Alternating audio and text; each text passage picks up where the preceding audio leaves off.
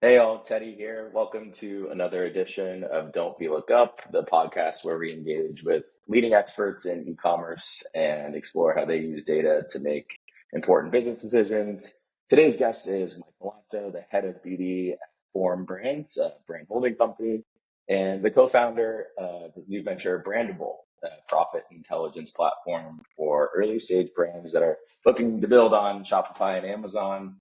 He is what I would call a by the book expert of building direct to consumer brands and marketplace strategy. And so it's only fitting that today we're going to talk to him about a Wall Street word that gets tossed around a lot in e-commerce, arbitrage. So Mike, it's a pleasure to have you. Before you give your listeners your background, which I think is fascinating, and how you got to where you are today, can you just start by defining arbitrage? What does it mean? We're going to spend the next 20 minutes chatting about this. So I think if you can give listeners a definition of paid media arbitrage or arbitrage for e-commerce operators, that would be amazing. Awesome. Love it. Thank you for the gaudy bio. I would tell your listeners I'm just a fucking guy, really, at the end of the day, but that sounded great. So I dig it. Yeah, Mike Malazzo, my quick background, reporter to start my career. That didn't last too long. Spent a couple of years at LinkedIn and then spent the bulk of my career in various e-commerce software companies. About 2 years ago, I tried to kind of get in on the aggregator gold rush and CPG holding company boom and joined a company called Forum Brands to lead all of our off Amazon growth, which comprises a software product called Brandable that I am the co-founder of. Um, it's been a ton of fun. Obviously, aggregators in the meta sense have struggled, but we've done pretty well, and I've learned a lot here. Just getting to work on 15 to 20 brands simultaneously with different marketplace dynamics. But yeah, on the arbitrage front, I mean, in the most sort of traditional by the book definition, arbitrage is just the difference in price of an asset in two different markets. To your point, it's traditionally a financial term. It's a hedge fund guy thing. It's how AF made the bulk of his legitimate money, right? Before he started stealing funds from FTX to fund Alameda. Right. His actual business was he basically just realized there was an arbitrage opportunity due to the excess demand for Bitcoin in Japan and Korea versus the rest of the world. And he traded against that. So usually that's what sort of arbitrage means, right? Just a price difference in two different markets. In the context of retail and e-commerce, arbitrage is usually used two ways. When people mention an arbitrage business, they are often talking about a reseller business in the Amazon space. So they're often talking about somebody who will essentially buy goods when they go on sale from bulk wholesalers or Walmart and try to relist those goods on FBA or other marketplaces to kind of try to arbitrage price discrepancies between discounted wholesale pricing and evergreen price. I think that definition is way too limiting. I think if you look at the last decade of e-commerce holistically, you could argue not all that cynically that most of our space was an arbitrage in a lot of ways, right? If you look at a lot of the top brands on FBA, they were white labeled Chinese goods. Some of them were even white labeled American goods. If you look at things like skincare and supplements, a lot of them were essentially just, off the rack supplements that savvy entrepreneurs put a smart brand around, got really good at early Amazon PPC, and were able to build businesses that essentially were just the result of nascent ad tech dynamics and the difference in price in two markets. You could argue to some degree that this was a big part of D2C as well.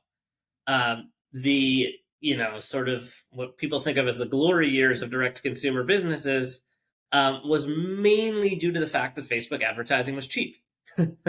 And you had this sort of unbelievable opportunity where you could very quickly come to market when Shopify came into its own, with white label or slightly modified white label goods, be really, really good at Facebook and Instagram ads, and build a life-changing business that could exit for life-changing money.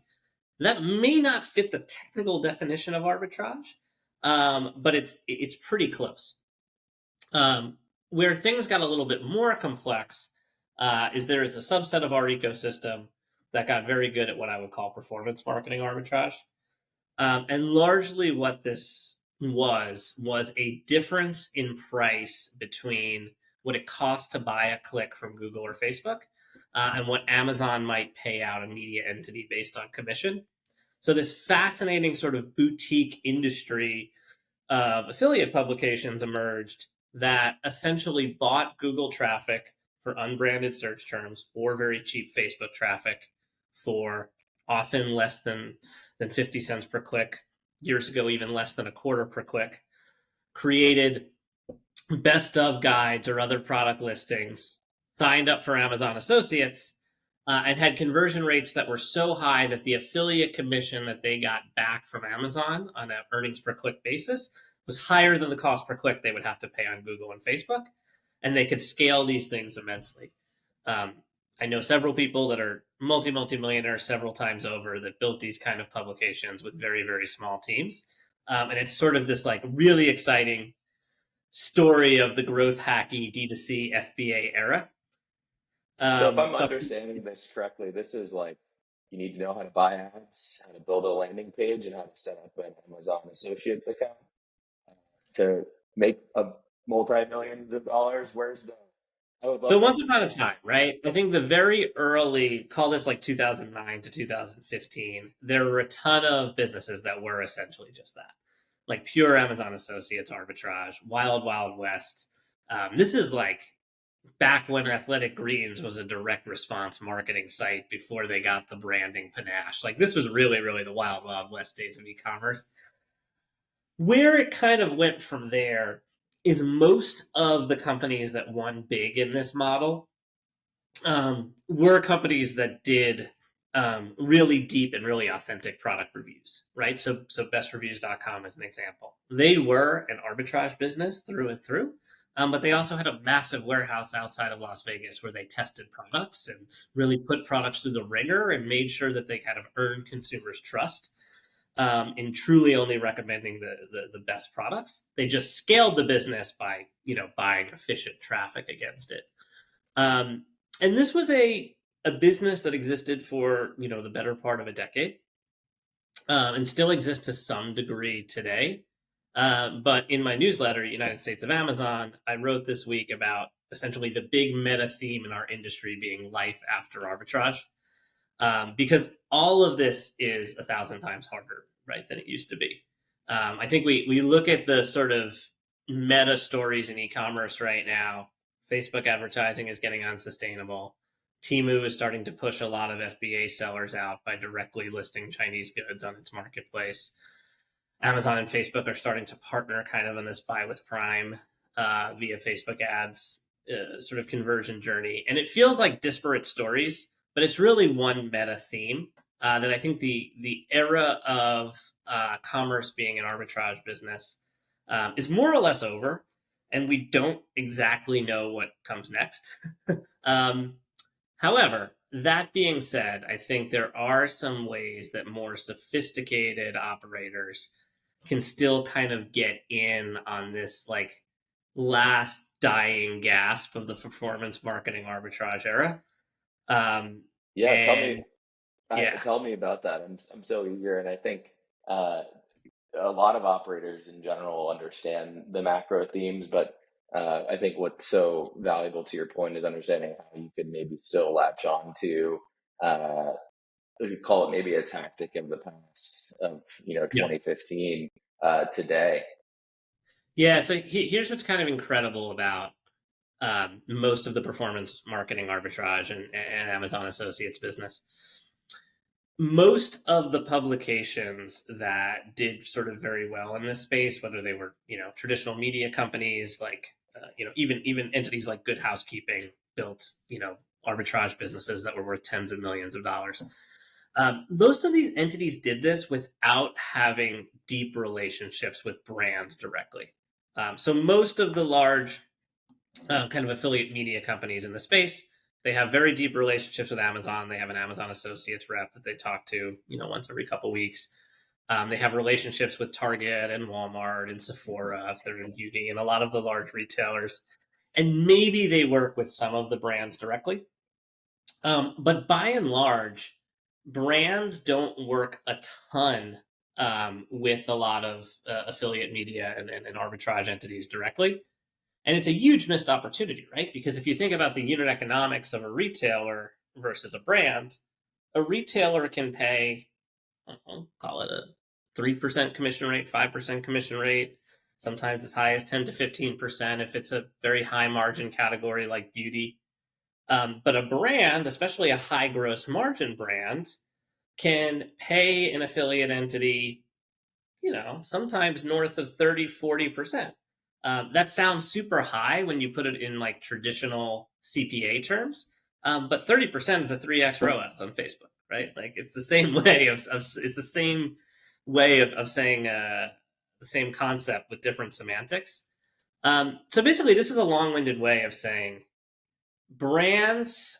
There are still a few arbitrage publications, some in commerce, some in finance, that do quite well. A lot of their brand traffic comes through third-party networks. Savvy performance marketers from top D2C brands, I think, would be wise to start to engage more of these entities directly, and start to think about ways that they can sort of incentivize these companies to still find profitable niches to buy traffic. It's not that different from what a lot of brands are trying to accomplish with social whitelisting. It's somewhat cut from the same cloth. But there's probably only, given the sort of trend in what Google advertising is looking like on a CPC basis, what Facebook ads are looking like, there may only be another sort of few years where this is possible.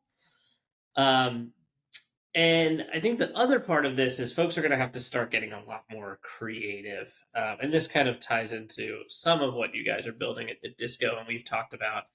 And it's the idea that there's a lot more that I think non-competitive brands can do collaboratively to try to offset customer acquisition costs. Right. So like in a lot of ways, I think Disco is sort of like brands just dipping their toe into the idea, with things like post-purchase upsells and stuff. But there's no reason that brands can't more collaboratively try to go to publishing partners and other arbitrage type entities with joint offers. I'll give you an example, right? This is sort of the tail end of gift guide season, right? One of the most common sort of themes of editorial content that folks buy paid traffic against on social are gift guides or best of Amazon finds. Mm-hmm. So, right, 25 can't miss gifts this Christmas season, 36 best gifts for the sports dad in your life. These 10 items are 40% off on Amazon and have more than 20,000 5-star reviews. Like there are unlimited cuts on this, type of editorial motif. And a lot of times you can buy pretty cheap social traffic against these types of stories because you can buy a pretty general audience and convert pretty well if you feature great products and if you write great content, right? There isn't really yet a dedicated go-to-market motion for brands to start to, almost collaboratively get these types of articles created, right? Imagine, though, 4 or 5 brands that have a fairly aggressive budget and high gross margins. We're starting to see less kind of successful economy of scale on Facebook, going together to a large publisher and saying, hey, each of us will, kick in a 20, 25% commission rate, whether it's to a D2C site or on top of what Amazon will pay, if we can kind of collaborate on this sort of joint gift guide being created. And it's different than how a lot of brands think about sponsored content. Like for this to work, you want to give the publishing partner as much editorial autonomy as possible to sort of pick the right products that they believe in, write about the content the way that they want to write about it.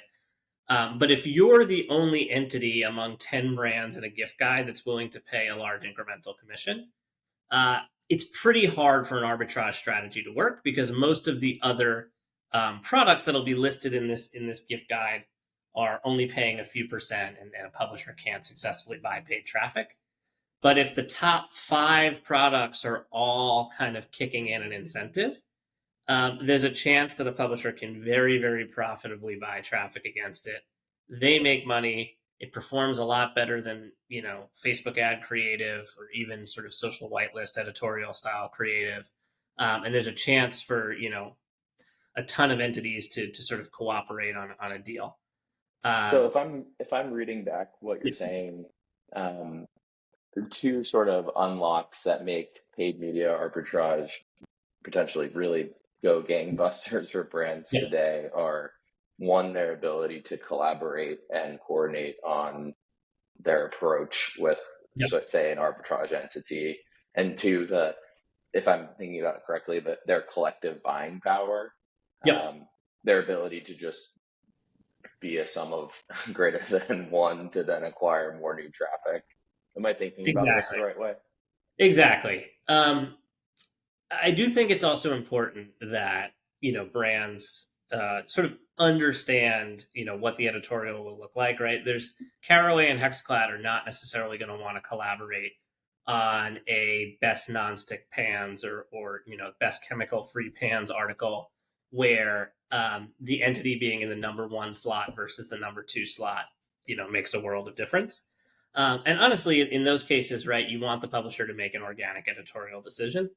However, if it's a more thematic article about the sort of efficacy of chemical free cooking generally, and then the framing is not necessarily one where one product is explicitly presented as better than the other, I think there's a lot of opportunity for collaboration.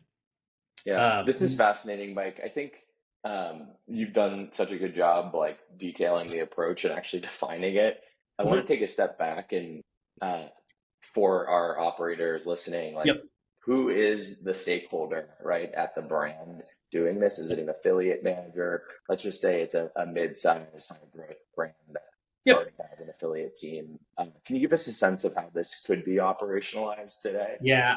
I think it should be whoever is thinking about MER holistically, quite honestly, right? Because um, this is a sort of channel agnostic problem.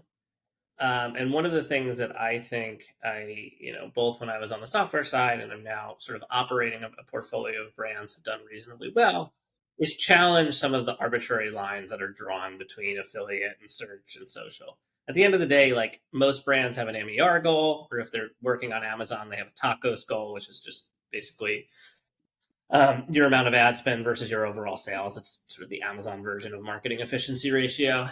Um, so I would say whoever owns that. So VP of performance, VP of growth, VP of marketing. Now they may assign the sort of tactics to an affiliate person or a social person, but in terms of like if someone's thinking about allocating budget for a test, um, I think it should be someone fairly senior.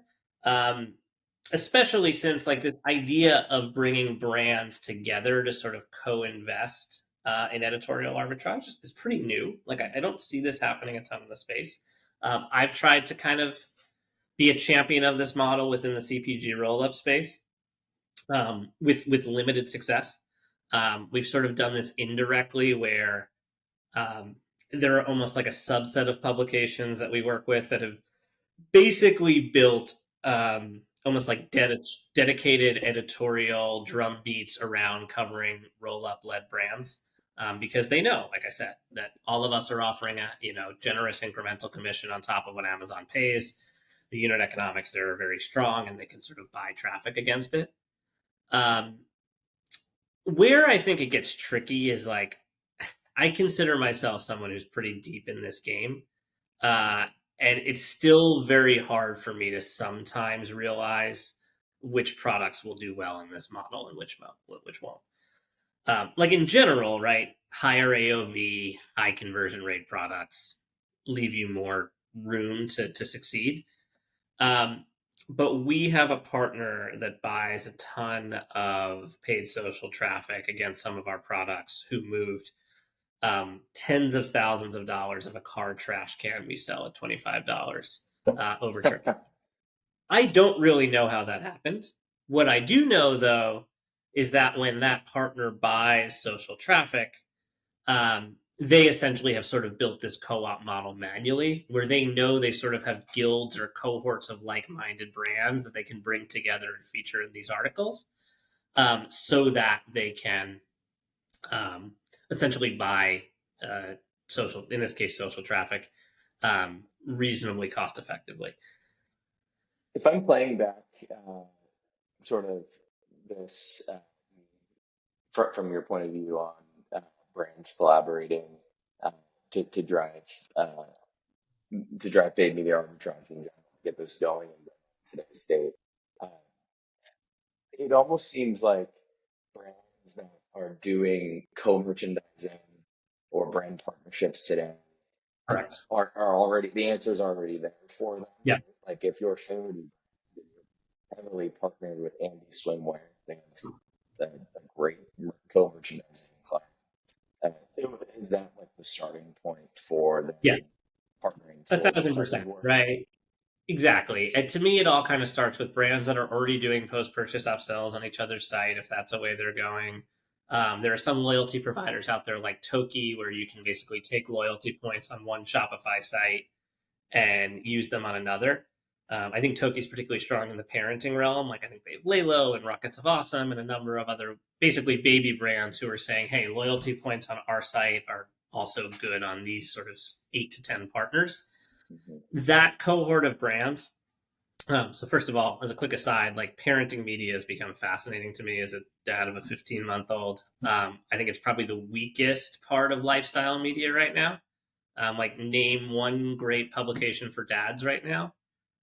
Fatherly was interesting years ago, but essentially has become a little bit of a content mill under its new ownership.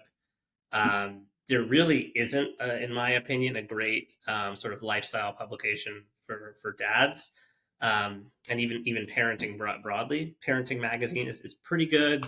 You know, there are obviously a ton of great Instagram influencers, but I think this is a space that will grow a lot in the next sort of few years, and we'll probably have a number of pretty prominent commerce media entities form up. As this happens, if that like guild of brands that is already sharing loyalty points, like I said, you know, Lalo and Rockets of Awesome, and I think we may be adding a couple of our parenting brands into the mix.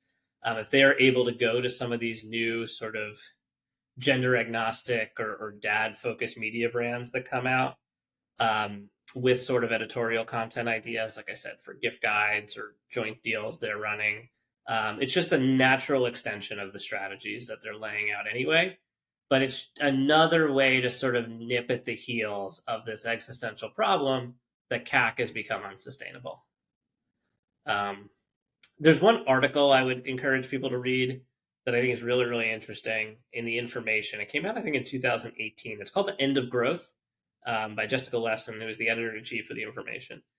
And she basically predicted in 2018 that large factions of the consumer tech and e-commerce industry would start to implode because of the fundamental problem that growth is just getting a little too expensive. Now, she was wrong on timing, and she was wrong largely because COVID obviously upended the unit economics of everything. But it's interesting to read her article a few years later and start to see some of these trends take shape. And I think I wrote about the same thing in my original. The end of growth after arbitrage, it's all one theme. But luckily, I think for savvy performance marketers that are willing to invest in this co-op model, there are still some really sort of interesting pockets of performance marketing arb that can be found. So taking advantage of a price difference is what gave birth to, direct to consumer in many ways. Yep. Which I love that notion. Um, where do we go next with this? It sounds like there's really just a pocket of arbitrage opportunity Yeah. in the space. What is the future of exposing arbitrage? Is it this model that you just spoke about, working with affiliate publishers, or are there opportunities for new channels to effectively have arbitrage moments just because they I are think, new and and again, this is price is using different? sort of the notion of arbitrage pretty loosely. I think one announcement that has been underweighted in our space in its significance is Meta enabling the Buy with Prime button in Facebook advertising. Like Interesting. Marketplace Pulse covered this 3 weeks ago. A few people tweeted about it, but it hasn't been treated as this sort of like existential watershed moment. And I think it is, right? Obviously, a few things are happening here, right? I think Facebook and Amazon are teaming up to take on TikTok. So there's a little bit of US China geopolitics, which I always love, given that my newsletter is called United States of Amazon. But there's also another theme here, which is essentially that Facebook, I think, is sort of tacitly admitting that it is really, really hard to be profitable for goods that are under a certain price point, which coincidentally is the price point that tends to do well on Amazon. At the same time, Amazon PPC is getting wildly more expensive, right? We've seen this. Amazon's jamming more and more ads into search results. They took away the on-site associates program, which was an organic editorial search experience, to jam more ads in. Amazon is giving third-party brands 10% back for any off-site traffic they refer to Amazon via the brand referral bonus. So this can be done via Facebook or via affiliate partners, and is a big part of the arbitrage equation. But what the broader meta point I'm making in bringing this up is most high growth D2C brands at this point, unless they sell at a very high price point, have an Amazon operation. That Amazon operation is generally more profitable, even after Amazon's, crazy, essentially 50% take rate, because, if you have branded search on Amazon, you have a bunch of organic traffic. What I haven't seen happen quite enough at sort of, call it the CMO head of growth level, is a really sort of cohesive framework for when to send performance marketing traffic in any form to direct consumer website versus when to send it to Amazon, right? This is an age-old debate. You send the traffic to your Shopify site, you own the customer, and this, that, and the other thing. But there's this really interesting moment where Amazon is giving D2C brands 10% back in brand referral bonus. Like, that isn't going to exist forever. And basically saying, please start to send traffic to our website. The unit economics there are better.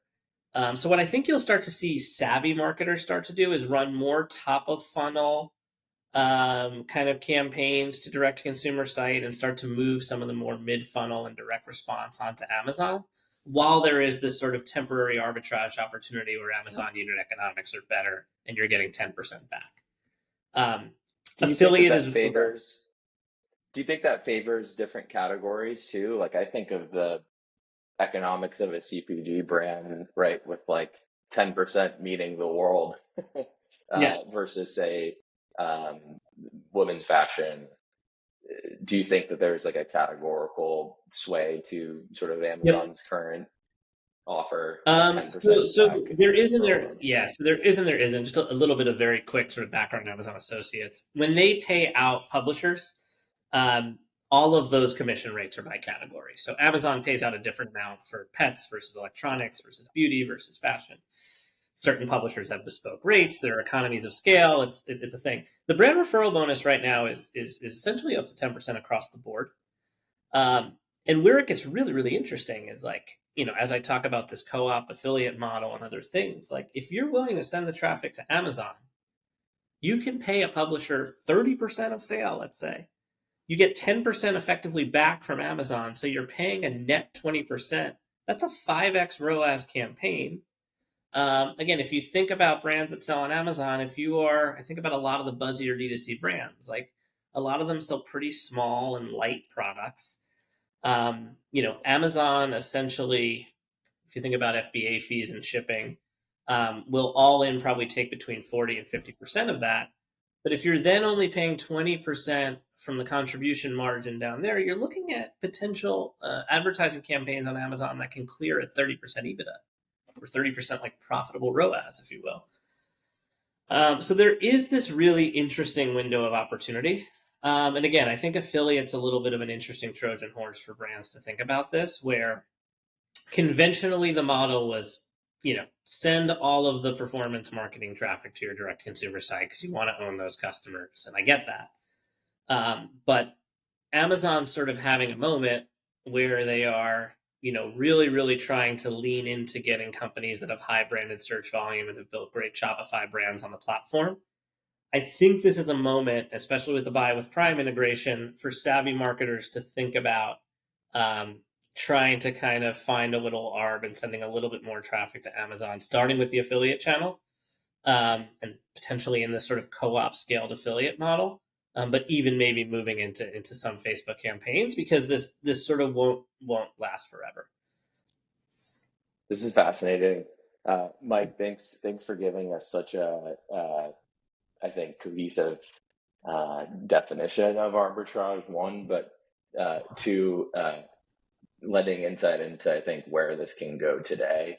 If there's one thing I've learned from a somewhat limited set of experience I have in e-commerce, there's always a way.